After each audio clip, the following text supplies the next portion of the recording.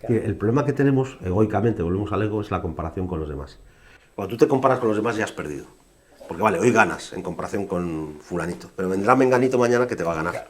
Y además, las referencias de si soy mejor o peor son externas, no las decides tú. Claro. Las decide un mercado, un jefe, vete a saber qué, ¿no? Entonces, has iniciado una batalla que ya has perdido, ¿no? Ya. Y además, a ti no te hace mejor o peor que fulanito sea de una determinada manera u otra, porque aún somos como somos. En cambio, ¿qué es la nobleza? ¿No? Hay una frase muy bonita que es ¿qué es la nobleza? ¿Qué es ser noble? La nobleza significa ser mejor de lo que tú eras. Claro. Esa referencia sí la tienes. Y esa evolución sí que la puedes controlar tú. Claro. Y además eso lo verás tú y lo verán los demás. Y te dirán, oye César, la verdad es que, macho, ¿quién te ha visto y quién te ve? Claro. A mí eso me lo dicen mucho últimamente. Claro, debía ser un cenutrio de 1000 pares de narices antes, ¿no?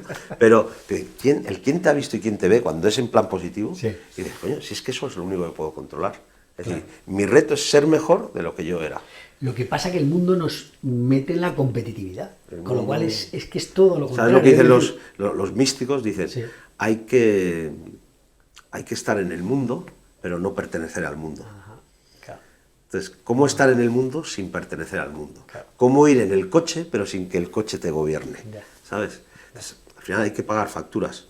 Claro, claro. Yo mis clases me las siguen dando porque mis alumnos me evalúan bien. Claro. Pero yo no puedo estar en función de la evaluación de mi alumno. Claro. ¿Sabes? Claro, es eso, que es otra, ¿no? El renunciar al resultado, ¿no? Al final, claro. ¿qué es hacer las cosas bien desde el punto de vista consciente y liderazgo consciente? Tener, primero, la mejor de las intenciones. Ahí algunos fallan, ¿no? Hay gente que viene con mala intención, igual ya lo llevamos mal. Oye, esto es esta charla. Oye, tanto tú como yo tenemos una buena intención, es decir, queremos que ayude a quien le pueda ayudar. Tener la mejor información posible, eso también. Cuanta más información tienes y menos sesgada y más objetiva, mejor sabes hacer las cosas. Luego, hacer la práctica y entrenar lo más posible. Nadal, o yo qué sé, o Djokovic, cuanto más entrenan, mejor juegan, qué casualidad. Y la cuarta pata, que es la que te quería comentar, es y suelta el resultado. Claro. El resultado no depende de ti. Yeah. Entonces, al final, cuando tú sueltas el resultado, te entra esa aceptación, esa paz interior. Entonces, ¿qué pasa? Que el mundo en el que vivimos nos fichan por resultados, nos promocionan por resultados, nos halagan por resultados. Eres el resultado. Claro. Entonces, es invertir la lógica. En vez de quiero tener, para tener quiero hacer y para hacer quiero ser, claro. Es lo contrario. Claro. ¿Qué quiero ser? ¿Quién soy? Claro. A partir de ahí, ¿qué hago? Claro. Y a partir de ahí, ¿qué tengo? Bienvenidos al podcast El Aprendedor con César López Benito, donde encontrarás charlas para buscar caminos de mejora en lo personal y en lo profesional. Hoy tenemos en el podcast al gran Ignacio Álvarez Demón. Ignacio es profesor del Instituto de Empresa sobre el ámbito del liderazgo y demás materias relacionadas con el comportamiento humano, tanto en la vida en general como en la profesional en particular. Escritor de libros muy recomendables, por citar algunos, De ti depende, El desafío de la felicidad. Comenta que su nuevo proyecto será un libro novelado que tratará sobre liderazgo consciente con la idea de conciencia con una clara dimensión espiritual. Dice que se considera un aprendiz permanente en el ámbito del desarrollo personal y espiritual. Un lujazo para el podcast entrevistar a este sabio. Con ustedes, Ignacio Álvarez Demón. Ignacio, ¿qué tal? Muchas gracias, César, por estar en el podcast. Un auténtico placer. Nada, gracias a ti por traerme. Y nada, empezamos, si te parece. Sí. Mira, preparando la entrevista, leyendo el libro El desafío de la felicidad, comentabas lo que dijo la doctora Elizabeth Kubler-Ross sobre... Ella era especialista en tratar enfermos terminales. Sí. Señalaba que las personas, antes de morirse, dice, se arrepienten principalmente de dos circunstancias. Dice, una, de no haberse reconciliado con un ser querido y de no haberse atrevido a hacer más cosas. ¿Vale? Y tú preguntas en el libro, ¿qué haríamos? ¿Qué no hemos hecho? ¿Y qué nos podría venir muy bien si nos quitáramos el miedo de encima? Entonces, mi pregunta es, o sea, ¿cómo crees que podemos afrontar el miedo de una manera más efectiva? Qué buena pregunta. Primero, reconociéndolo, o sea, Ajá. admitiéndolo, Sí. Que el miedo forma parte de nuestro ADN y de lo que somos como seres humanos. Luego, una vez que lo reconoces, no pelearte con él. O sea, mucha gente al final lo que hace es o lo niega, o lo combate, o no se lo permite, o lo reprime. Entonces, como todo en la vida, o lo aceptas, o aquello te puede, ¿no? Entonces, aceptar que el miedo es un recurso, que es un recurso muchas veces necesario. Sí. El problema que tenemos en esta sociedad es que un recurso que debería ser excepcional para una situación límite en la cual te permite escapar y tal, lo hemos hecho crónico, y entonces el miedo lleva al final primero a la anulación de la propia capacidad y segundo, pues eso, al estrés, a la agonía. Entonces, primero reconocerlo, luego saber qué tipos de miedos hay, Sí. que hay diferentes tipos de miedos, todos tenemos los mismos en diferente grado y demás. Y luego, si me permites, César, por ir un poco al dar el salto ya cuántico y el salto mortal, yo creo que lo contrario del miedo es el amor, ¿vale? El amor entendido como comprensión, ¿vale? No el amor, digamos, al que estamos más acostumbrados, más egoico, más de cariño, más de te quiero mientras me quieras, pero cuando no me quieras te dejo de querer y te odio, ¿no? Ese no, ese es el amor. El amor con mayúsculas es comprensión. ¿Comprensión de qué? De lo que es la vida. Claro. Y de lo que va la vida. Y dices, Ignacio, ¿y qué es la vida? Pues mira, ahora lo vamos a ver tú y yo, y a ver, y en el camino nos encontraremos. Sí. Pero cuando hay comprensión amorosa y entiendes de qué va la vida, y no esperas de la vida nada más que lo que la vida te puede ofrecer, el miedo empieza a bajar y a rebajarse. Entonces, miedo es contrario a amor. Cuanto más amor ponemos en nuestra vida, el miedo va declinando, pero no es fácil, ¿eh? ¿Y tú crees que el miedo lleva a la desmotivación? Y esa desmotivación, ¿cómo? Porque hablas en tu libro mucho sobre el tema de las motivaciones extrínsecas, intrínsecas, ¿no? Claro. Y ¿qué sugerencias darías a alguien para salir de la desmotivación? A ver, al final, la motivación viene de mover, ¿no? Es que cuando tú estás desmotivado es que no encuentras motivos para moverte, para ni siquiera levantarte, no, estás falto como de ilusión, ¿no? Entonces, yo creo que te decía cuando nos presentamos el primer día y tal, por correo electrónico igual, yo tengo una suerte y es que yo tengo poca capacidad de sufrir. Hay gente que tiene mucha capacidad de sufrir y cuelga en su mochila muchas piedras y las va arrastrando. Sí. Yo tengo la ventaja de ser un frágil en ese sentido y en cuanto sufro, salto, sé que algo tengo que cambiar, ¿no? Entonces, yo a la gente que ahora mismo nos escuche y se sienta desmotivada, que lo vea como una buena noticia, que lo vea como un trampolín desde el cual puedes empezar a saltar y a cambiar tu vida, ¿no? Entonces, al final, si estás desmotivado es porque no encuentras un sentido a lo que estás haciendo, ¿sabes? Claro. Y incluso iría un poco más, a quién eres y para qué estás aquí, ¿no? Entonces ahí, bueno, la motivación extrínseca siempre ayuda, que dice el reconocimiento de un jefe, una subida del salario y tal, siempre ayuda, pero digamos que es, un recurso con patas cortas, ¿no? Yeah. El siguiente paso es la motivación intrínseca, que es cuando alguien se dedica a hacer lo que más le gusta durante más tiempo. Sí. Entonces dices, eso ya tiene una capacidad y una estabilidad mayor, porque estás conectando con tu auténtico ser, ¿no? El privilegio de estar, por ejemplo, trabajando en algo que te permite desarrollar tus facultades naturales, tus talentos, tus habilidades. Sí. Mucha gente renuncia a desarrollar en sus trabajos lo que naturalmente se le da mejor, y eso es una renuncia terrible, muchas veces por miedo, ¿vale? Y ya el tercer tipo de motivación, sí, que es un poco la que te decía antes con el tema del amor, es la motivación trascendente, que es aquella en la cual tú ya conectas no solo con tus capacidades y tus potencialidades, sino que en el ejercicio de tus habilidades estás al servicio de los demás y consigues contribuir al bienestar, a la felicidad de los otros y encajar a los otros, ¿no? Entonces, eso ya es la pera, ¿no? Entonces, cuando tú estás ahí, digamos que conectas más con tu auténtico yo y conectas más y facilitas más con que la gente conecte con su verdadero ser. Entonces, en ese proceso, sí, vas encontrando la motivación, que es un poco el sentido, ¿no? El sentido del vivir y del hacer y de lo que hacemos en el día a día. Cuando dices lo de sufrimiento me llama la atención porque hoy en día está como muy de moda el tema de la resiliencia, ¿no? Y eso de aguantar, ¿no? Hasta el final, tal. Sí. ¿Dónde está ese punto ahí intermedio entre sufrir y ser resiliente, aguantar, conseguir lo que quieres? No sé, ahí hay un punto como muy complicado, ¿no? O la persistencia y la terquedad, ¿no? Efectivamente. Cómo ser persistente pero no terco.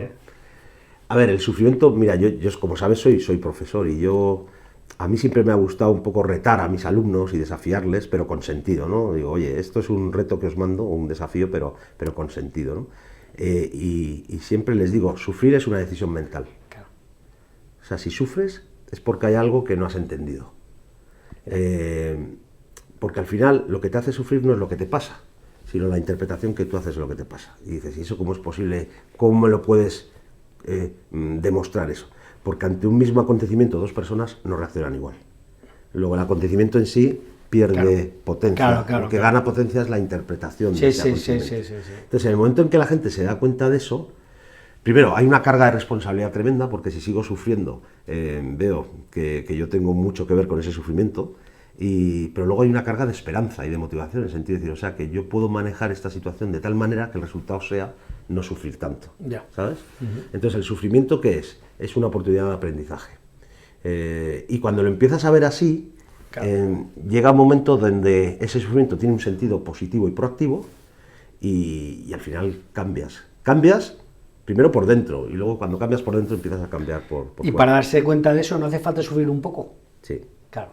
Sí, vamos a ver, el ser humano es un ser que normalmente está destinado a sufrir. ¿Por qué? Porque está destinado a evolucionar. Claro. Y parte de la evolución es el aprendizaje, y el aprendizaje viene a través de aquello que no nos encaja y que nos hace sufrir, que nos descabala, ¿no? Entonces, ¿qué pasa? Que hay gente, o sea, hay dos opciones para evolucionar, ¿vale? En la vida. Una es la vía sabia, de la sabiduría, que es la gente que sin necesidad de sufrir mucho entiende de qué va la vida y se ajusta a ella, o que aprende a través del sufrimiento de otros. Yo te veo sufrir a ti y digo, hombre, pues yo me quiero ahorrar este sufrimiento que César está teniendo. Yo le entiendo, empatizo, pero veo que ese sufrimiento yo me lo puedo evitar. Esto es una manera sabia de aprender. La mayor parte de la gente aprendemos por saturación de sufrimiento, lo cual quiere decir que yo no voy a cambiar ni voy a aprender hasta que tenga tanto sufrimiento que ya no pueda más. Es como esta botella o este vaso, si rebosa de agua, al final ya no tiene sentido seguirlo llenando de agua. Hay mucha gente que se muere sin haber aprendido de ese sufrimiento, y se muere en sufrimiento total, ¿sabes? ¿Y eso tiene solución o no? ¿El sufrimiento? Sí. Lo tiene por definición. Es que vamos a ver, ¿qué es un problema? Tú me hablas de solución. ¿Qué es un problema? Lo que definimos como problema, lo que decidimos que es un problema. Entonces, ¿el sufrimiento es un problema o es una oportunidad de solución? Elige. Si eliges que el sufrimiento es un problema, te atas a él, te vinculas a él y te vuelves adicto. Hay gente que se adicta al sufrimiento, necesita el sufrimiento para dar sentido a su vida. Y según qué creencias tengas, incluso el sufrimiento está justificado. No, es que hemos venido aquí a sufrir. Alternativa a eso, dices, vamos a ver, ¿estoy sufriendo? Sí. ¿Qué me está diciendo la vida a través de ese sufrimiento? Que algo no estoy entendiendo, que algo no estoy comprendiendo. Sí. ¿Qué tengo que comprender que no estoy comprendiendo? Entonces, abres tu mente, abres tu corazón, te cuestionas a otros, miras mejores prácticas, gente que en la misma situación lo lleva mucho mejor, y te das cuenta que dices, joder, es que es verdad, el componente de subjetividad que tiene el sufrimiento es tan grande que en cuanto lo manejas, ese sufrimiento decae, cede. A mí hay una palabra que me parece mágica, que es la de la aceptación, ¿no? Gran parte del sufrimiento de la gente es no aceptar lo que la vida le trae. Y la vida te va a traer lo que necesitas aprender, no lo que quieres. Cuanto más quieres de la vida más te lo niega. En el momento en que dejas de pelear con la vida y decides, venga, va, vida, dame lo que tienes para mí. Claro. Te relajas y entonces la vida ya te deja en paz y te, bueno, claro, ya está, ya has aprendido. Claro, claro. Qué fácil y qué difícil, ¿no? Aceptar, bueno. ¿No? Yo esto lo tengo ya como muy aprendido intelectualmente, espero que algo incorporado existencialmente, pero vamos, me contradigo todos los días en mi práctica, o sea que soy un ser mortal y muy limitado, o sea que, pero la teoría creo que más o menos me la sé. Viene muy a colación el hecho de que me comentaste que estás en un nuevo proyecto escribiendo un libro sobre temas relacionados con liderazgo y hablas del liderazgo consciente. ¿Nos puedes hablar un poquito a qué te refieres con liderazgo consciente? Sí. A ver, primero, ¿qué es esto de la consciencia, ¿no? Tengo que hacer una introducción, pero digamos que todos tenemos dos dimensiones en nuestra personalidad. Una dimensión que es egoica y otra que es más consciente. La dimensión egoica, que se basa en nuestro ego, es, digamos, el personaje ficticio que todos nos hemos creado, que no somos nosotros. Es lo que aparentamos ser, pero en nuestro foro interno sabemos que no somos ese personaje. ¿Por qué jugamos a ese personaje? Pues porque la sociedad a veces nos lo demanda, porque es nuestra forma de salir adelante en esta selva que a veces se convierte en nuestra vida, porque desde pequeñitos tenemos que afrontar retos, y en esos retos pues tú tienes que construir una personalidad que te permita, ¿vale? Entonces ese ego, ni bueno ni malo, es como el coche que nos trae de Torrelodones a Madrid. Sí. Ya está, es el coche que está al servicio nuestro para llevarnos de Torrelodones a Madrid. El problema es cuando el coche toma la dirección y toma la decisión de dónde hay que ir. Imagínate que tú vienes de Torrelodones a Madrid y el coche te dice, no, hoy vamos a ir a Guadalajara. Claro. No, aquí el que decide soy yo. Claro. El ego es un poco así. Entonces, cuando el ego sobrepasa esa dimensión instrumental y se convierte en la esencia de lo que somos, sin ser la esencia, porque es un artificio, ahí es cuando empezamos a tener problemas. Y entonces el liderazgo, cuando está basado en el ego, y es lo más habitual, reconocer gente que llamamos líderes, y si los filtramos un poquito y detectamos cuál es la esencia de ese liderazgo, muchas veces es el ego. El problema es que ese líder al final tiene pies de barro. Y el efecto de su liderazgo también va a ser bastante transitorio, cortoplacista y en algunos casos negativo, ¿no? Entonces ese ego, ¿cómo lo podemos identificar? Volvemos al tema del sufrimiento. Si tú estás sufriendo es porque estás en el ego. ¿Y el ego qué pide? Normalmente pide 3 cosas. O sea, tú recuerda la última vez que sufriste, ¿vale? En esa situación, tu ego te va a demandar una de estas 3 cosas o las 3. Seguridad, es decir, tú tenías planteado un tema, un asunto que iba a salir de una determinada manera y creías que había unas determinadas condiciones y esas condiciones ya no se dan. Pasas de la seguridad a la inseguridad, ¿no? La otra es reconocimiento. El ego lo que pide es permanente reconocimiento, reconocimiento del jefe, reconocimiento del compañero, del cliente, reconocimiento del amigo, de la mujer, del hijo. Y luego la tercera cosa que pide el ego es control. Quiero controlar aquello que está o supuestamente está bajo mi control. ¿Qué pasa? Que la vida muchas veces te pone en situación de que hay cosas que no puedes controlar, aunque las quieras controlar, que hay reconocimientos que no vas a tener, aunque los pretendas tener, y que hay situaciones que simplemente no son ni seguras ni inseguras, vienen como vienen. Entonces, ¿dónde le aprieta a cada uno el zapato del ego? Bueno, a cada uno tenemos ahí el zapato. A mí, por ejemplo, mi tema es el control. Entonces, yo cada vez que sufro, muchas veces está muy unido a un afán de control de algo que está claro que no puedo controlar. Cuanto más me empeño en controlar, más sufro y menos controlo. ¿Sabes? Entonces, la consciencia es un poco lo opuesto. Claro. Ajá. Es ir a nuestro auténtico ser. Entonces, en nuestro auténtico ser, digamos que es consciente de sí mismo, de quién eres, del contexto en el que estás, y luego que todos formamos parte como una especie de comunidad, de red, de la que todos formamos parte, y que al final, pues eso, en vez del control, desde la consciencia tú lo que vas es a aceptar la vida tal y como viene, no como tú querías que viniera. Sí. Desde la consciencia ya no buscas la seguridad ni la inseguridad, lo que te das cuenta es que la vida es un viaje y que ese viaje te ofrece oportunidades, a veces complicadas, otras veces más venturosas, ¿no? Y desde la consciencia, en vez de buscar el reconocimiento, es decir, César, dime que esto que estoy diciendo te está gustando y le va a encantar a tus oyentes, en vez de buscar el reconocimiento, lo que buscas es el servicio. Es decir, oye, si esta conversación que estamos teniendo tú y yo puede ayudar a alguien, claro, yo ya la doy por buena. Entiendo. Entonces, entre el liderazgo consciente y el liderazgo, digamos, egoico o no consciente. O sea, porque, digamos, el liderazgo egoico es lo que hemos entendido hasta ahora por liderazgo. El liderazgo consciente es algo que es como una capa, ¿no?, que ha evolucionado y que quiere, claro, digamos, pues cambiar el sentido del liderazgo. Claro, así, ¿no? Claro. El liderazgo consciente tendría como base, primero, el aprendizaje constante, ¿vale? La capacidad de ceder el control y de empoderar a los demás. Tú no puedes empoderar al otro si no quitas poder de ti mismo, claro, si no cedes tu propio poder y la capacidad de aceptar las cosas. Y luego, en vez de buscar ese reconocimiento, el halago, el boato, el buscar servir a los demás. Si es que al final estamos hablando de cosas muy sencillas y muy de sentido común. Entonces, cuando tú te rodeas de alguien con esas características, ahí encuentras un verdadero líder. ¿Por qué? Porque al final el verdadero líder es el que genera liderazgos alrededor. Si yo te preguntara, acuérdate de tu mejor jefe, el jefe mejor que has tenido. Hay gente que se deprime con esta pregunta porque no encuentra. Dice, madre, esto es imposible. Pero si tú has tenido un buen jefe. Sí. Si yo te preguntara qué es lo que ese jefe tuvo tan bueno que recuerdas tan bien de él. Yo te diría, creo que es confianza. Claro, confiaba en ti. ¿Y cómo te demostraba esa confianza? Con sus acciones, no poniéndote, ¿sabes?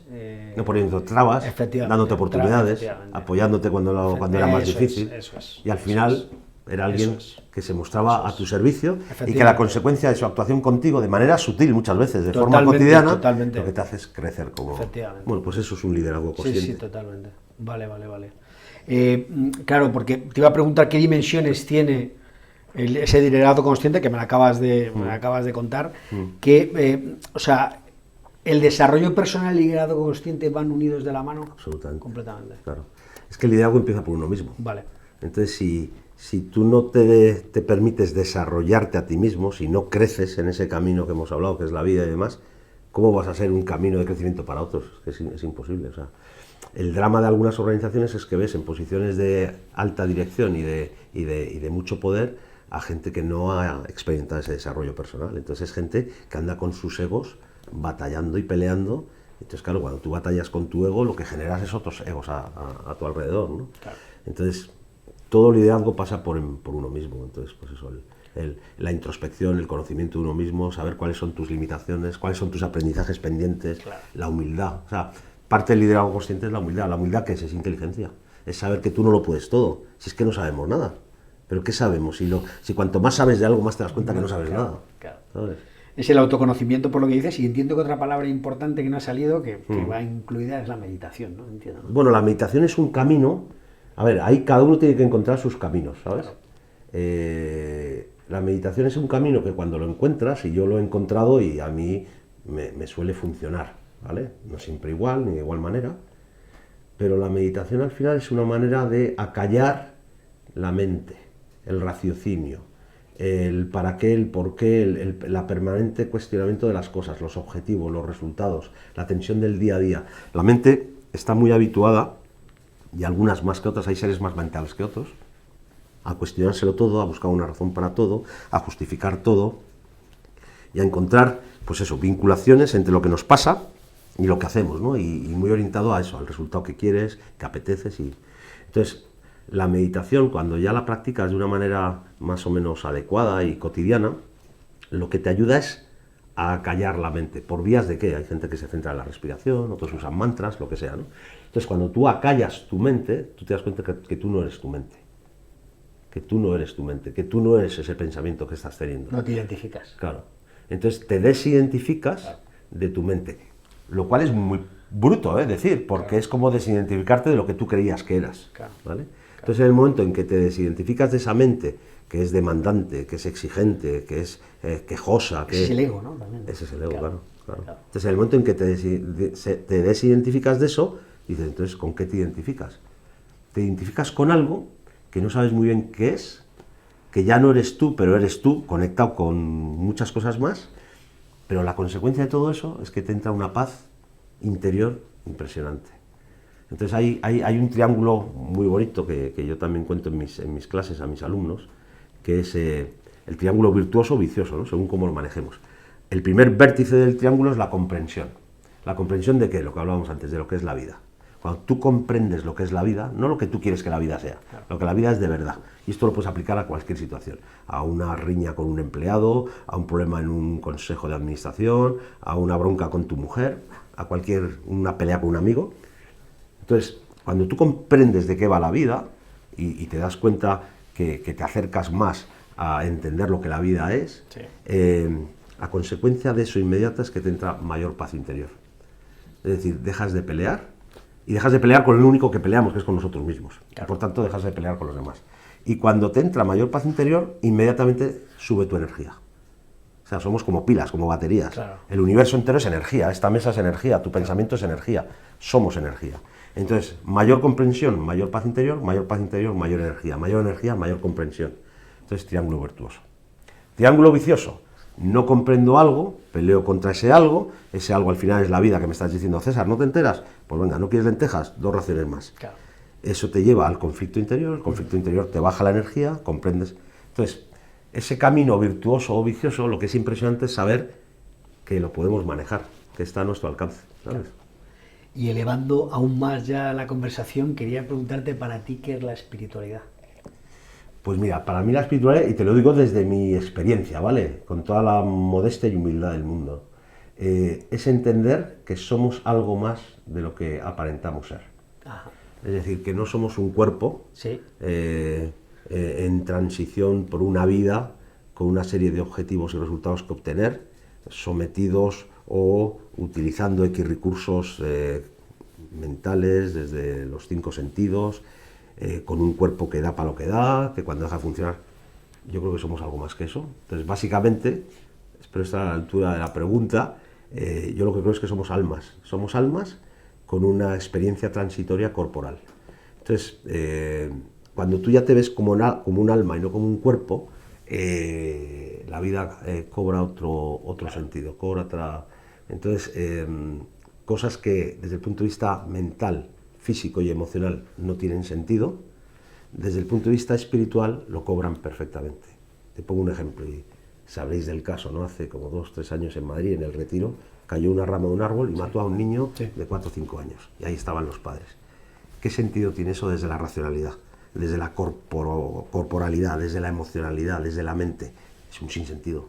¿Qué sentido tiene la vida de ese niño, la vida de esos padres? La vida no tiene ningún sentido. Desde la espiritualidad cobra un sentido. Y ese sentido hace, primero, que no te pelees con la vida, porque la vida es como es, y esa rama cayó y ese niño falleció, ¿vale? Te dejas de pelear con eso, lo intentas entender, y cuando le das la comprensión desde esa dimensión, ya no solo esa rama, sino que el más pequeño incidente, se te cae el café en la camisa, y eso también cobra sentido, ¿sabes? Claro. Entonces, yo tuve las crisis que hay que tener, yo soy muy estándar, yo soy muy poco original. Yo tuve la crisis de los 40, la crisis de los 50, y la de los 50 fue la más fuerte. ¿Y sabes lo que me decía para mis adentros en esa crisis? Teniéndolo todo no soy feliz. Yo revisaba mis condiciones objetivas, yo tenía hijos, joder, que no me podía quejar, una mujer, joder, que me aguanta y que ahí está, un trabajo, que en fin, ¿para qué te voy a contar? Un privilegio, amigos, y yo no soy feliz. Entonces, soy un infeliz y soy tonto de baba, ¿sabes? Claro. ¿Sabes? Claro. Entonces, hay algo que a mí no... Entonces, por esta vía de la espiritualidad, y te hablo de mi experiencia, es como ese Tetris que contaba antes, ¿no? Fuera de la grabación, cuando en el Tetris hay una pieza que encaja y todo el Tetris vuelve a encajar. Lo que pasa es que esto es muy radical, es muy revolucionario, y alguno de tus oyentes va a flipar con esto y va a decir, estos han tomado unas hierbas aquí antes de venir y están todavía con los efectos. Es muy radical, pero es una radicalidad que te eleva a lo máximo, pero que es muy operativa, que la puedes aplicar al día a día. Claro. Y sobre todo, lo que siempre decimos en estas cosas, esto no hay que creer nada de todo esto. Lo que hay que hacer es decir, oye, vamos a probarlo y a ver cómo nos va. Es como aquel que nada y le sienta bien. Pues, macho, no te cuestiones más, sigue nadando. Claro. ¿Sabes? Pues esto es lo mismo, ¿no? Entonces, verificar, y las verificaciones están ahí. O sea, hay resultados que empiezas a ver cuando empiezas en este camino, ¿sabes? ¿Has dicho alma transitoria? Bueno, alma que transitoriamente está en una experiencia corporal. Que está en una experiencia corporal. Sí. En tu libro, creo que era de la felicidad, no me acuerdo ahora mismo muy bien, comentabas que el tiempo y la muerte son como los dos grandes asuntos de la vida de uno, ¿no? Que va un poco lo que haga alma transitoria, ¿no? Sí. Sé que esta pregunta es un poco complicada, pero ¿cómo crees que deberíamos gestionar el tiempo y la muerte? Bueno, yo, el próximo libro, cada uno con sus libros muestra la evolución personal que va teniendo, ¿no? Entonces, yo no sé entonces qué te contestaría. Lo que te contesto ahora es que tiempo y muerte son dos creaciones nuestras. Claro. Que depende cómo las interpretes, son falsas. Ya. El tiempo no existe. El tiempo es una creación nuestra que necesitamos para mover nuestras agendas y actuar. Claro. Pero el tiempo desde esta dimensión más espiritual, existencial, es un continuo. ¿Vale? Entonces, en ese continuo, realmente el único tiempo por vivir y por realmente exprimir es el presente. Ya. Claro, el problema que tiene la gente que sufre es, o bien está pegada a un pasado, que pasado está y ya no puede cambiar a través de la culpa, o está pegada a un futuro que le atemoriza, que le agobia y que le conecta con el miedo, ¿no? Entonces, si el tiempo lo vemos más como un continuo, al final el único tiempo que puedes manejar es el presente, ¿no? Entonces, yo creo que parte de este liderazgo consciente conlleva, ojo, puedes hacer planes de futuro, puedes aprender del pasado experimentado, pero al final saber que el reto es el día a día y el tiempo presente, que al final es el que existe de verdad, ¿no? Claro. Y la muerte, claro, depende, claro, desde la espiritualidad no hay muerte, lo que muere es el cuerpo, claro, no el alma. Pero el alma pervive. Entonces, claro, insisto, esto es muy fuerte, muy potente, esto habrá quien lo crea y habrá quien diga, joder, vaya par de piraos. Pero esto está bastante medido y bastante demostrado en términos de felicidad y demás, los estudiosos de la...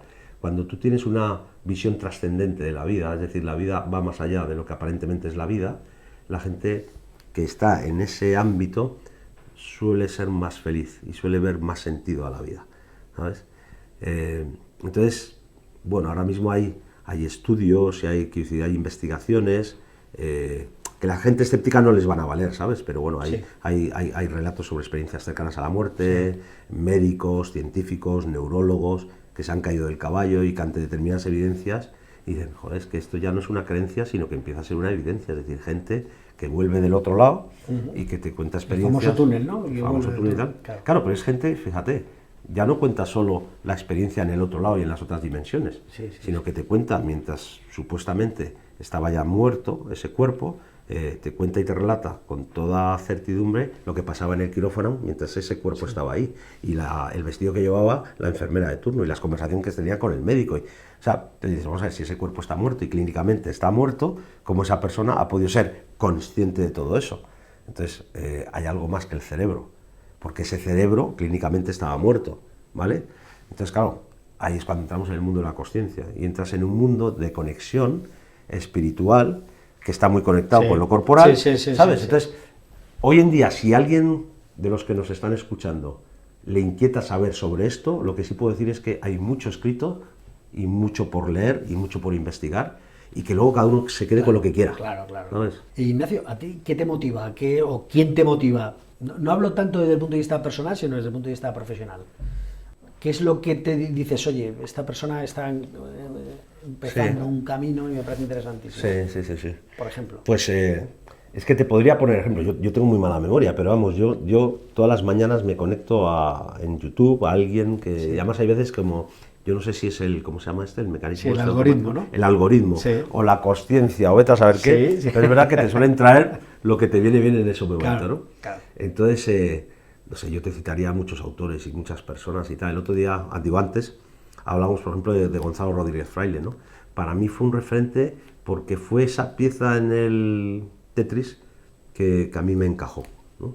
Entonces, si a alguien le interesa esto que estamos hablando y quiere profundizar un poquito más, Gonzalo Rodríguez Fraile es un... Sí, lo pondré en las notas. Es un referente. El libro suyo, El nuevo paradigma de la realidad, y luego tiene muchas conferencias, muchas charlas en YouTube, y como él dice, él tiene un perfil evidentemente muy espiritual, que lo verán los oyentes y demás, pero viene de donde viene, de ser empresario muy pegado a la tierra, y tiene un discurso muy aterrizado. Es decir, conecta lo divino con lo humano, lo material con lo espiritual. Entonces es alguien que recomendaría. Y a partir de ahí, yo te diría que vayan tirando de los hilos, de los libros que lean, que vean la bibliografía citada, de los autores que mencionen, que vayan a esos autores. O sea, una vez que tú te metes en esta vía, es muy fácil empezar a tirar de hilos y que te vengan más autores, más referencias. Claro. Y ahí, que cada uno elija. Yo sí te digo una cosa, yo cuando doy con una charla o con una lectura que me motiva, es como si me enchufaran a la red eléctrica. O sea, me da un subidón que es alucinante, ¿sabes? Claro. Entonces, yo creo que cada uno tiene que buscar sus lecturas, sus tal. Y todas esas lecturas y todo ese tipo de personas que han, ¿no? que han desarrollado, que han pensado y que han escrito, etcétera, eso es lo que se llama la sabiduría perenne de la humanidad, ¿o no? Sí. Bueno, es que es para ti la sabiduría perenne. Porque que no estamos inventando nada, que la rueda está inventada. Claro. Y que hace tiempo que los más sabios de la humanidad nos cuentan cosas que nos siguen contando ahora los sabios que tenemos aquí. Sí. Y que, fíjate, esa es la diferencia, por ejemplo, entre religión y espiritualidad. Las religiones, al final, con todo el respeto del mundo, son formas muy respetables que los hombres han tenido de canalizar pues ese sentido trascendente, ¿no? Pero al final, las religiones, teniendo cosas buenísimas, evidentemente que las tienen, también a veces llegas al contrasentido, viendo un poco la evolución histórica de que muchas luchas, muchas guerras, muchas peleas se han dado en base a la religión y a la creencia religiosa, lo cual es un contrasentido, porque si es el camino para la paz, para el amor, pero ¿cómo puedes estar matando o peleándote por eso, ¿no? Entonces, el camino de la espiritualidad es un poco un camino más que conecta a todos y a todo. Entonces, esa sabiduría perenne, al final, si tú ves a los sufistas del mundo árabe, si tú ves a los místicos cristianos, si tú ves a los Vedas, los Vedantas, la filosofía perenne hindú, ves el Tao Te Ching de Lao Tse, o sea, da igual a qué rincón del globo te vayas y a qué época histórica. Los mensajes fundamentales son muy parecidos. Claro. Que son muy potentes y muy revolucionarios. Porque es como dar la vuelta al calcetín, ¿sabes? Pero sí, esa sabiduría perenne, bueno, ¿cómo se llama esto? La caverna de Platón. Ajá, sí. Lo que te he dicho antes, o sea, al final la muerte es una ficción y la vida y el tiempo es otra ficción. Bueno, Platón lo que decía es, estamos en una caverna y creemos que lo que vemos es la realidad, cuando la realidad en el fondo está detrás. Claro. Y todo lo que vemos es ficción. O sea, que Platón ya lo decía. Claro. Y luego los místicos, ¿no? También, ¿no? Eso claro. también es otro camino. Claro, el místico es alguien que todo esto, pues yo no sé si hasta le costaría a veces expresarlo o decirlo. Hay una palabra que me encanta, que es inefable, ¿no? O sea, hay experiencias que son tan potentes que son inefables, no se pueden explicar con el raciocinio humano, ¿no? Claro. Pero el místico es como si tú tienes una wifi, ¿no? Y andas ahí intentando conectarte con la wifi, con el Bluetooth y tal, y el místico coge el enchufe, ¡bumba!, y se enchufa directo a la wifi, y le viene con toda la potencia. Entonces, el místico conecta con una realidad que es esa realidad trascendente, donde ya no hay filtros y donde ya no te preguntas cosas menores. O sea, el místico no anda peleando con qué tipo de Dios, si es el Dios musulmán o el Dios cristiano, o el Dios... Por eso los místicos son muy alternativos y a veces en las religiones de turno no han encajado bien. Claro. Porque son gente como que tiene una vivencia muy alternativa, ¿no? Y que están viviendo la esencia de lo que tú y yo estamos hablando. Ellos no teorizan. Es alguien contemplativo, es alguien meditativo, es alguien... Claro, lo complicado en esta vida es ser místico y al mismo tiempo dar de comer a tus hijos y seguir pagando las facturas. O sea, se puede ser místico, pero la vida también te obliga a actuar en el 3D, en la tercera dimensión, ¿sabes? Esto es una entrevista, ¿no? Sí. Entonces, eres profesor, yo soy alumno, yo nunca he sido profesor, con lo cual como alumno... Yo me veo más como alumno que como profesor, aprendiendo todos los días, si puedo, vamos. Me gustaría hacerte un comentario de frases que he leído en varios de tus libros, ¿vale? Entonces, una, por ejemplo, es, y que me des tu comentario, ¿vale? Y dices, hay una frase que dices, aquello que nos desmotiva esconde el secreto de nuestra ilusión, su opuesto. Claro. ¿Me podrías explicar a qué te refieres? Sí, o sea, al final yo creo que lo más triste en esta vida es la inercia, la apatía y la ambigüedad, en el sentido de, oye César, ¿qué tal te va el trabajo? ¿Qué tal tu jefe? ¿Qué tal? ¿Sabes? Esa de decir ni frío ni calor, sino... Entonces, a ti cuando algo te desmotiva profundamente, en el fondo te está tocando una fibra que es tuya y donde está el recurso, el resorte para que tú cambies. Entonces, aquello que más te desmotiva es el lado opuesto de lo que más te motiva. Es la ausencia de lo que te motiva. ¿Sabes? ¿Como un ejemplo?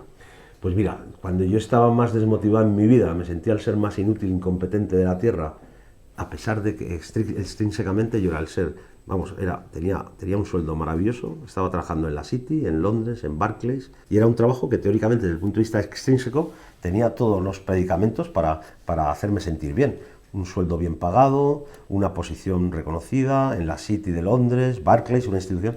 Y yo me sentía un desgraciado. Claro. Entonces, al final, no es tanto lo que te hace sufrir o lo que te desmotiva, sino qué echas de menos que te motiva y que no lo tienes ahí, ¿sabes? Entonces, seguramente, pues yo que encuentro ahora en mi trabajo, encuentro mucho más contacto personal, mucho más cuestionamiento de tipo, pues eso, psicológico, existencial, más conversaciones, pues como esta que estamos teniendo. Sí. Claro, entonces, porque sufres y porque estás profundamente desmotivado, te puedes ir al opuesto de eso, que en el fondo es lo que te motiva, ¿no? Otra frase que pones, dice, aspira a todo, espera poco, compárate solo con tus mejores posibilidades y valora lo que tienes. Tendrás muchas más opciones de ser feliz. Me parece buenísima esa frase. Sí.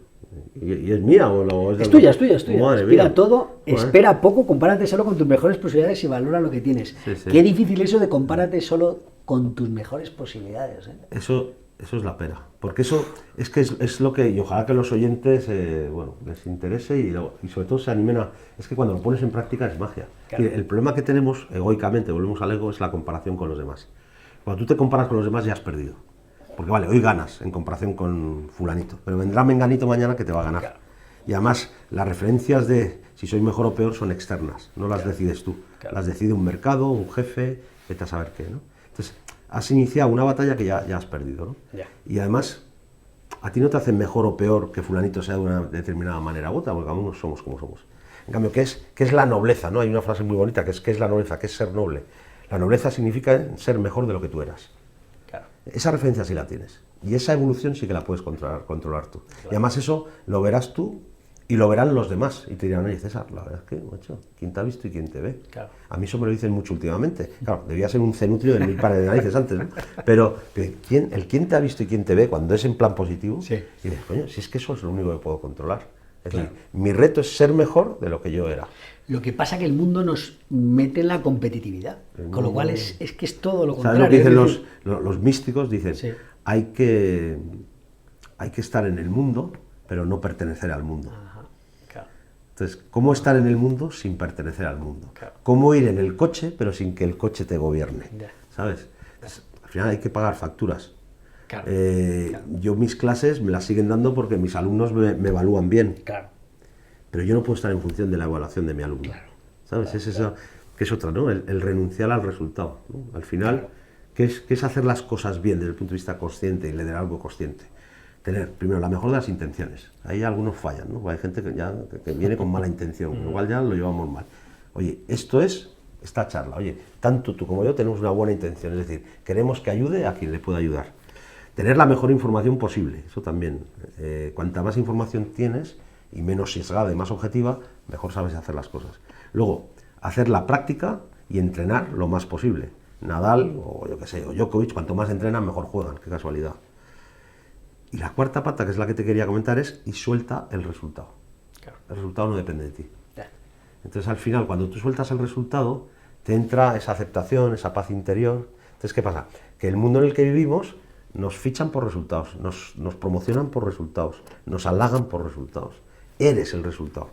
Claro. Entonces es invertir la lógica. En vez de quiero tener, para tener quiero hacer y para hacer quiero ser, claro. Es lo contrario. Claro. ¿Qué quiero ser? ¿Quién soy? Claro. A partir de ahí, ¿qué hago? Claro. Y a partir de ahí, ¿qué tengo? Qué bien, qué bueno, interesante.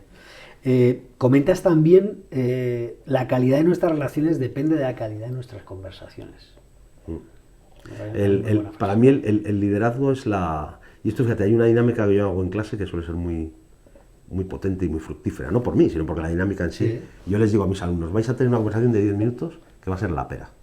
Y la podéis tener con alguien conocido o con un desconocido total, que es alucinante. Cuando tú tienes una buena conversación, da igual que esa persona sea conocida, total. Que no. Hay gente que tú conoces y en el fondo no conoces de nada, aunque lleves pegada a ella. Y sin embargo hay gente que no conoces de nada y tienes una conversación que dices, bueno, si es que parecemos almas gemelas, ¿no? Entonces, yo a eso le llamo conversaciones de posibilidad. Claro. ¿Qué es una conversación de posibilidad? Aquella donde todo está abierto. Es que no tenemos ni idea casi ni de qué vamos a hablar, o tenemos una vaga idea de qué vamos a hablar, pero estamos abiertos a la posibilidad. Y el mundo del liderazgo es el mundo de la posibilidad, no es el mundo de la certeza. Claro. ¿Sabes? El líder al final, ¿qué es? Es el que lee bien el potencial del otro. Ese jefe magnífico que tú tuviste no andaba con certezas. No sabía 100% lo que César era capaz de hacer o no, pero te dio la oportunidad.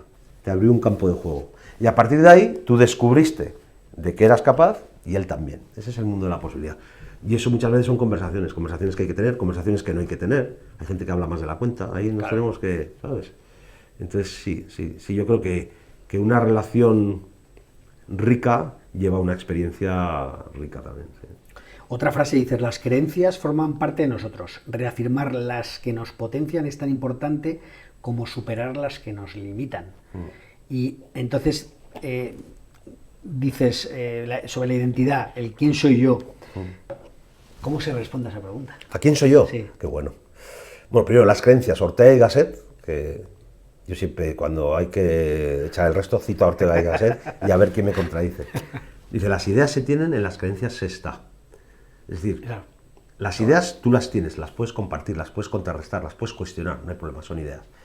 Pero tú en las creencias estás, lo cual quiere decir que no eres ni capaz de verlas muchas veces. Te identificas tanto con tus creencias que no las distingues, con lo cual es muy difícil cuestionar tus creencias, primero porque llevan contigo desde que naciste y segundo porque sería como cuestionarte tú. Claro. Ese es el ego de nuevo, ¿no? Claro. O sea, muchos de los problemas que tenemos son en base a creencias muy firmes que tenemos.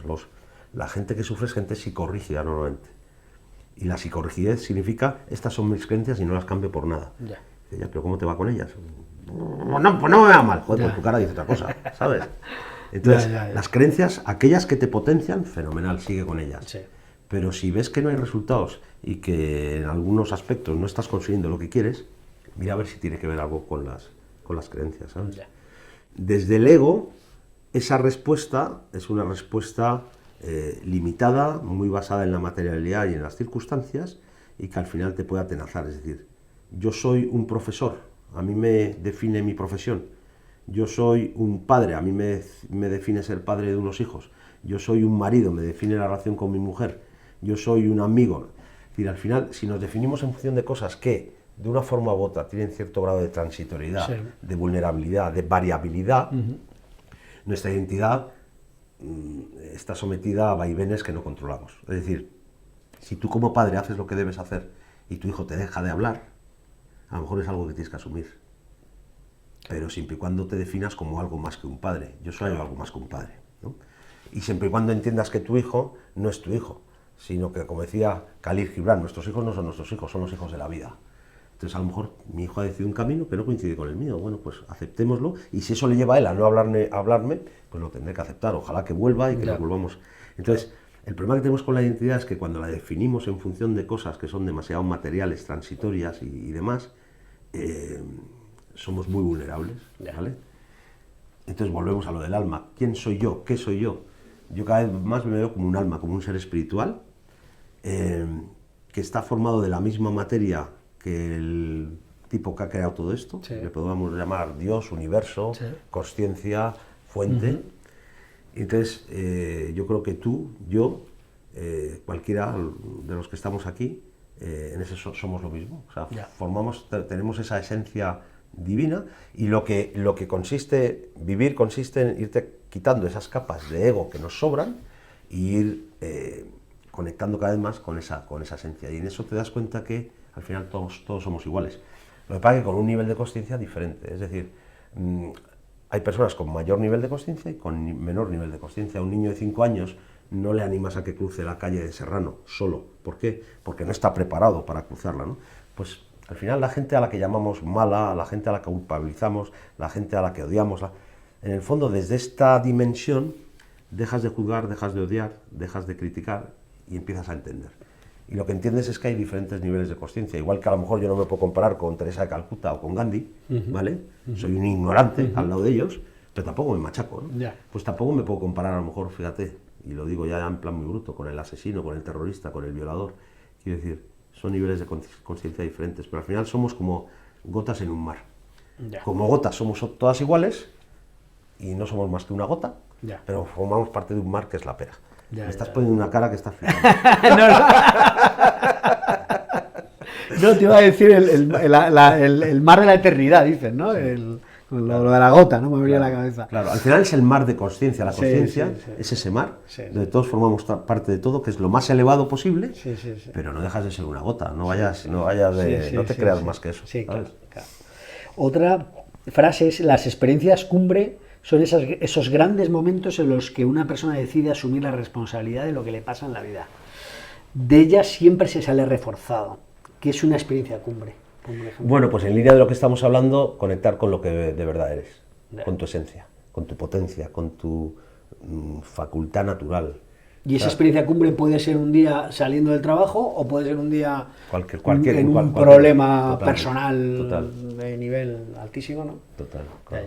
Sí, normalmente cuando haces la pregunta, la mayor parte de la gente relaciona experiencias cumbre con situaciones que muchas veces tienen que ver con retos, con dificultades, en las cuales no lo pasas bien, donde te pones a prueba, donde sales de tu zona de confort. Por eso el yin y el yang, los opuestos, el frío y el calor. ¿Por qué sabemos que hace calor? Porque hace frío, ¿no? Entonces, la experiencia cumbre es aquella en la cual tú tienes una sensación de eureka, decir, vale, ya sé quién soy, ya sé de qué soy capaz, ya sé qué se me da bien. Hay una cosa, mira, hay una trilogía muy bonita, que yo creo que es muy aplicable, que es distinguir entre función, misión y destino. Ajá. Función es lo que tú haces para ganarte la vida o lo que te toca hacer. Bueno, yo soy profesor, pues esa es mi función, ¿vale? Y la función, pues bueno, uno lo hace lo mejor que puede e intenta atender a ella lo mejor que puede. Misión es cuando tú te ves haciendo algo en la vida en lo cual disfrutas, fluyes y además eres como una especie de maestro para los demás. Y dices, joder, pues qué bien maneja César la tablet y tal, y no sé qué, o sea, y dices, joder, cómo me gustaría, ¿vale? Y destino es aquello en lo que tú sufres y que tienes algún aprendizaje que hacer, algo pendiente que hacer, ¿vale? Destino no es hacia un sitio, ¿no? No, destino es lo que te trae la vida en forma de sufrimiento, y que lo que la vida te está diciendo es, César, si sufres por esto es porque esto lo tienes que aprender. Y o lo aprendes ahora o vas a tener que repetir. O sea, esto es como repetir de curso. No pasa nada, no te estreses, que al final lo vas a superar, pero mejor superarlo en este curso que no dentro de 2 o 3. ¿Sabes? Entonces, esa experiencia cumbre es aquella donde muchas veces la gente junta función con misión. Es una maravilla, ¿sabes? Yo recuerdo mi primera clase, yo no sabía si iba a ser profesor, profesor o no, o si la docencia iba a ser lo mío. Sabía que la banca, Barclays y tal, no era lo mío, y que yo, eso, o me iba de la banca o arruinaba la banca, o sea, era la siguiente crisis financiera de tal, ¿no? Entonces, yo la primera clase que di, para mí fue una experiencia cumbre. ¿Por qué? Porque sentí algo que no había sentido en mis años previos de experiencia profesional. Y conecté con, pues eso, con una especie de esencia en la cual yo podía estar un día entero, 2 días enteros, 3 días enteros ahí, y el tiempo se me pasaba volado. Luego también experimenté cierta conexión con los 10 alumnos que en ese momento estaban en ese curso. Y luego te ves más fluido, te ves más facilón a la hora de... Entonces esa experiencia cumbre es conectar con ese auténtico ser que tú eres, y eso te conecta con tus talentos, por ejemplo, tus capacidades, tus virtudes, tus potencias. En una experiencia cumbre el miedo se diluye. Se disipa. Otra frase que dices, si centras tu atención en hacer las cosas bien, disfrutando del proceso, los resultados pasan a ser una consecuencia que deseas, pero que no te obsesiona. Que es un poco lo que comentaban. Soltar resultados. Yo le digo a mis alumnos, mira, os voy a decir la receta de la felicidad. Si estáis de acuerdo con ella y la aplicáis, ya no vengáis a clase, ya no os hace falta venir a clase. Aspiraciones elevadas, expectativas moderadas, necesidades cortas. Aspiraciones elevadas. Tú intenta lograr el máximo de lo que eres capaz. O sea, no limites tu potencial, no limites tus aspiraciones, no limites lo que deseas alcanzar desde el punto de vista, pues eso, positivo, ¿no? Expectativas moderadas. ¿Qué posibilidades tienes de conseguir eso que quieres conseguir? Haz tus números, ten información, mira a ver, y seguramente verás que no es fácil y que pocos han llegado donde tú has llegado. Con lo cual, rebaja tus expectativas. Hay una frase que dice, detrás de una expectativa hay una desilusión. Entonces, ¿qué tienes que tener para ser feliz en la vida? No tener expectativas. Cuantas menos expectativas, menos posibilidad de frustración. Entonces, aspiraciones elevadas. La gente confunde aspiraciones con expectativas, no tiene nada que ver. Y luego, la tercera pata, necesidades cortas. No es más feliz aquel que tiene lo que quiere, sino aquel que quiere lo que tiene. Entonces, al final, cuando tú agradeces y valoras lo que tienes en la vida, pues la vida es agradecida contigo. Dice, César, ¿que me das las gracias? Coño, pues yo te doy las gracias a ti, ¿sabes? Entonces, al final es vivir con lo que tienes y hacer de lo que tienes lo que necesitas, ¿sabes? No es el que más tiene, sino el que menos necesita. Eso es. Y luego, otra frase, yo creo que la he mencionado antes, que está muy potente, ¿eh? La vida te da lo que necesitas, no lo que quieres. Hay gente que anda de infelicidad en felicidad queriendo lo que nunca tiene. Y cuando obtiene lo que quería, ve que no es suficiente y quiere más. Entonces dices, la vida te da lo que necesita. Y dices, ¿lo que necesita para qué? Para aprender, para evolucionar. O sea, volvemos otra vez a lo mismo. La vida es un viaje. Y ahí se supone que tú debes de ser tu propio maestro, ¿no? Sí, para identificar ese... Absolutamente. O sea, al final, hay otra frase muy bonita que dice, el maestro llega cuando el discípulo está preparado. Todos tenemos maestros, yo tengo maestros, tú tendrás maestros. ¿Qué es un maestro? Es aquel que está en ejercicio de la misión. Aquel que dices, con su forma de hacer y con su forma de hablar y con cómo se comporta, yo me quiero parecer a él. En el momento en que tú identificas un maestro, es que el maestro está en ti. Y entonces al final tú te tienes que convertir en tu propio maestro. Claro. Luego están los entrenadores, esos son muy divertidos.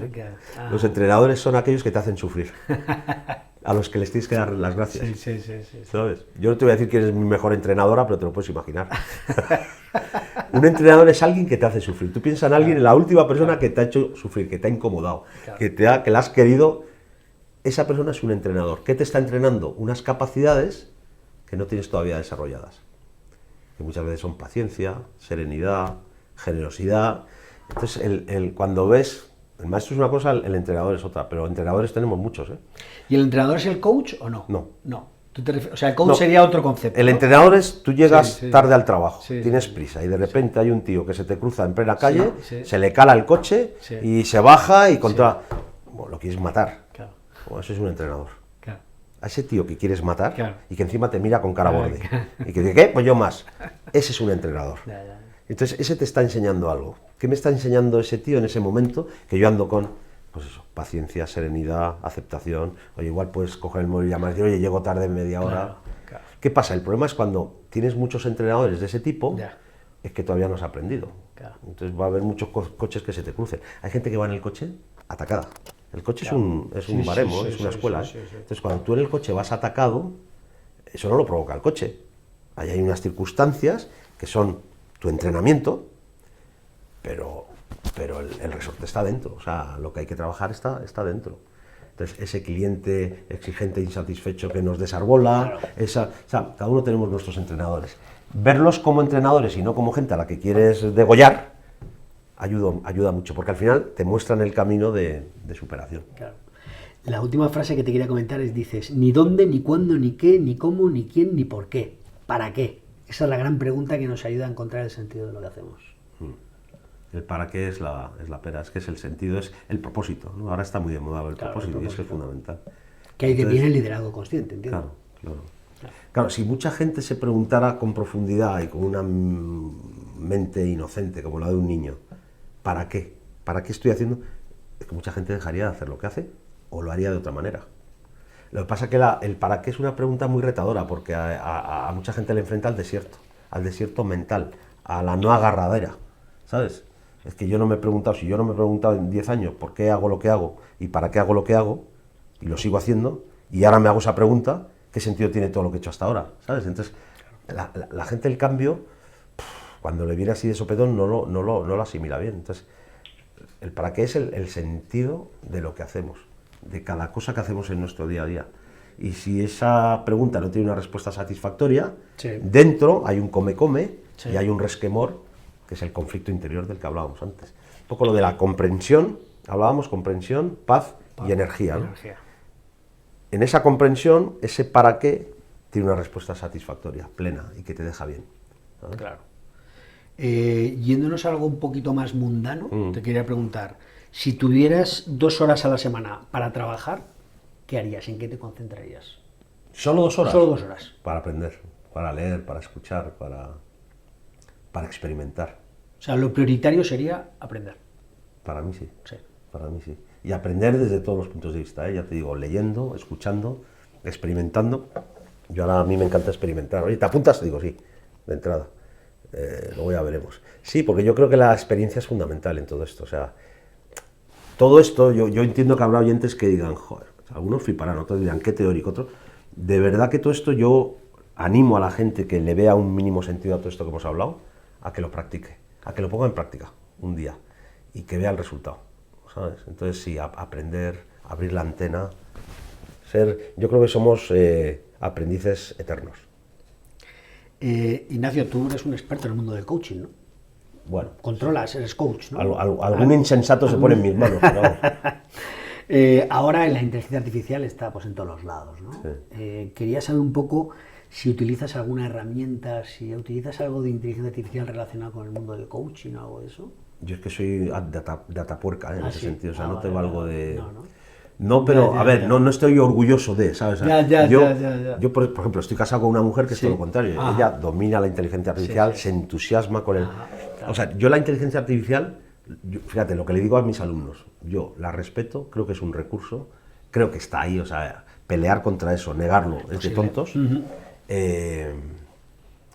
Lo que espero es que un exceso de inteligencia artificial no nos vuelva tontos y limitados, ¿sabes? O sea, yo creo que al final el toque diferencial lo tenemos y lo debemos dar cada uno de nosotros. Yo lo poco que he buceado en ese tema, muy poco, al final la inteligencia artificial, por lo que es mi experiencia muy limitada, te da un mapa, te da una primera introducción, te da un primer baño que viene muy bien.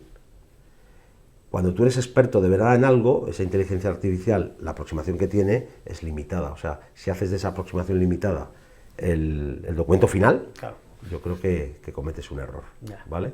Entonces, yo creo que como todo, al final, la inteligencia artificial está ahí, viene para quedarse. Sí. Utilicémosla, aprovechémosla, pero la mayor inteligencia es la que cada uno al final podemos aportar de manera diferencial. Y esa, yo creo y espero, que nunca sea sustituida por una máquina, ¿no? Y por un artificio. Ignacio, ¿cuál es el libro que más has regalado?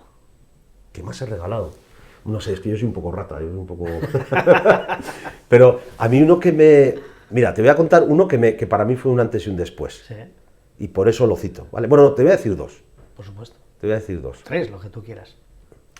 Uno me encantó, pero porque vino en un momento muy especial de mi vida. Vinieron 2 cosas, una película, El Club de los Poetas Muertos, y Los 7 hábitos de la gente eficaz, de Stephen Covey. Entonces, este de los 7 hábitos de hecho fue la base de mi seminario ese que di a 10 alumnos que se apuntaron y tal. Es un libro que mezcla filosofía y practicidad y que engarza muy bien como las grandes preguntas de la vida, pero de forma muy operativa y en un contexto muy profesional. Otro libro que me encantó es El hombre en busca de sentido. Es uno de Viktor Frankl, muy típico porque claro, volvemos otra vez al sentido, al propósito, al para qué. Sí. Un tipo que vivió la experiencia de Auschwitz, el campo de concentración en la Segunda Guerra Mundial, y que al final monta una teoría y una terapia llamada logoterapia en función de esa experiencia, ¿no? Entonces ahí él te dice varias cosas. Primero, que el hombre es capaz de lo mejor y de lo peor. Había gente que delataba a sus compañeros y había otros que compartían su pan. Entonces en la peor situación, en la más extrema, te encuentras el peor ejemplo y el mejor ejemplo. Eso es el ser humano, capaz de lo mejor y capaz de lo peor. Y luego el tipo dice, para los que cuestionan si el hombre es libre o no, el ser humano es libre porque tiene una última libertad que nadie le puede quitar, que es qué hacer ante lo que le pasa en la vida, la actitud. Que volvemos un poco a lo de antes, ¿no? Al final, la que habla de la felicidad y digamos, de un caminar recto en la vida profesional, personal, no es tanto lo que te va pasando en la vida, sino qué respuesta tienes ante lo que te pasa en la vida, esa actitud personal ante la vida, ¿no? Y tiene mucho que ver con la vocación de servicio que hablábamos antes, ¿no? Lo que decía, pues Kennedy lo dijo en su día, ¿no? En vez de preguntarle a tu país qué puede hacer mi país por mí, qué puedo hacer yo por mi país. Claro. ¿Qué puedo hacer mi comunidad de vecinos por mí? ¿Qué puedo hacer yo por la comunidad de vecinos? ¿Qué puedo hacer mi empresa por mí? ¿Qué puedo hacer? Esa vocación de servicio. El servicio es la conexión con el amor, con mayúsculas. Claro. Y además, según dicen los que se dedican a esto, 1 hora de servicio son 100 horas de felicidad. Ajá. Pero eso seguro tú lo has experimentado, más tú tienes pinta de ser buena gente. Cuando tú ayudas y sirves a alguien, el primer beneficiado eres tú. Lo que das, te lo das. Te lo das, y lo que no das, te lo quitas. Exactamente. Decía Exactamente. ¿Por qué cosas te gustaría que te recordaran? Joder, qué buena pregunta, no sé, pues me gustaría, fíjate, que la gente tuviera la sensación de que en mi presencia o en mi compañía las cosas no se estropeaban, no iban a peor, sí. Y si es posible, que fueran a mejor. Claro. O sea, me encantaría ser un factor de beneficio y de amplitud de las posibilidades de la gente cercana a mí. Y eso va desde mis hijos, a mi mujer, a mis amigos, y vamos ampliando, ya acabamos en el universo, la galaxia, tal. O sea, al final, como somos energía, la buena vibra, mira, yo de las cosas que más aprecio ahora de los alumnos cuando me dan su generoso feedback, a veces te dan caña también, pero es que me hablan de la energía. Entonces, es que eso no lo puedes disimular, eso lo tienes o no lo tienes. Claro. Entonces, cuando tú estás con buena vibra, esa buena vibra llega, sí. Y el otro la recibe y el otro te la devuelve. Claro. Claro. Entonces, quizá, luego una palabra que me gusta mucho es lo de la luz. Ajá. Ser luz. Ser luz.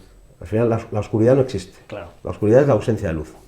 Entonces, cuando tú eres luz, iluminas. ¿Y cómo iluminas? Pues iluminas con tu pensamiento, con tu actitud, con tu presencia, con esa palabra que te ahorras o esa palabra que regalas, ¿sabes? No sé, ser una buena influencia en lo que modestamente uno pueda.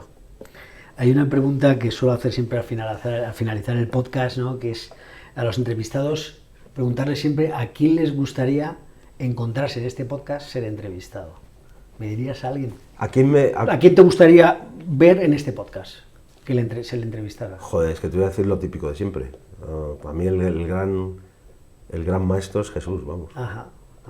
Clarísimamente, vamos. Sí, ¿no? Me parece que es el ser humano que ha tenido una dimensión espiritual más bestia, ¿no? Sí. Me encaja todo lo que se diga de Jesús, ya. Que es Dios, que es un maestro, que es un ser. Sí. Y yo creo que si releemos algunas de sus enseñanzas, porque como todo, esas enseñanzas a veces tienen interpretaciones variadas, sí. ¿No? Pero la esencia de sus enseñanzas es la pera y tiene una actualidad tremenda. Entonces, sí, pues, mira a ver si lo consigues. Venga, voy a intentarlo. Y la otra pregunta que hago es, ¿hay algo que hayas aprendido con H en la entrevista? Cuando digo aprender, ya sabes, ¿no? ¿A qué me refiero? Sí, como interiorizar y tal. Quizá verificar que este camino en el que estoy me junta con gente que merece mucho la pena conocer. Yo me he sentido muy cómodo, he sentido que llevabas la conversación muy bien, que me sentía mecido y guiado, sí. Y espero haber estado a la altura, pero que ha sido una experiencia como muy de conexión. Qué bueno. ¿Sabes? Lo mismo pienso también, totalmente de acuerdo. ¿Hay algo que quieras tratar o que quieras comentar que no hayamos dicho? Cuando saques tu próximo libro, que entiendo que será, pues bueno, cuando tenga que ser... Lo voy a escribir con un hijo mío, además. Ah, qué bueno, qué bueno. Sí, bien. O sea, bueno, ese es el plan. Sí, Luego vas a ver. Porque sí, yo tengo 2 hijos, uno de ellos está estudiando comunicación aquí en el IE y le gusta mucho, ¿cómo se llama? El cine, el mundo del cine y tal, los guiones y demás. Qué bueno. Entonces, pretendo hacer un libro novelado sobre la consciencia, donde haya píldoras importantes, pero de manera novelada. Entonces, la parte novelada de intriga y de atraer al lector desde el punto de vista, eso quiero que me lo ponga él. Entonces, nada, por ahora es un proyecto que sé que lo voy a intentar llevar a la práctica. Claro. Y bueno, ojalá que encuentre lectores a quienes se les despierten cosas leyéndolo. ¿Tienes redes sociales o algo? ¿Algo que quieras comentar si alguien te quisiera contactar o algo? Yo es que soy del Cromañón, ¿sí? acuérdate, soy dataporca. En temas de... Sí. ¿Tu LinkedIn? ¿Tienes LinkedIn? Sí, LinkedIn sí que tengo. Sí que tengo porque me invitan, me hacen invitaciones de esas y no quiero ser descortés. Entonces acepto, ¿sabes? Vale. Pero... Y de vez en cuando contesto mensajes, ¿sabes?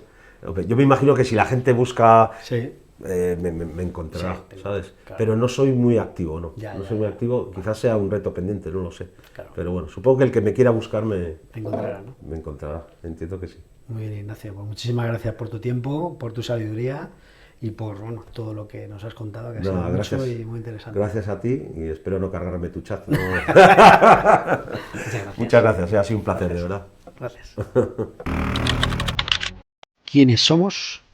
¿Quién eres tú? ¿Qué es una conversación de posibilidad o una experiencia cumbre? ¿Qué es ser luz?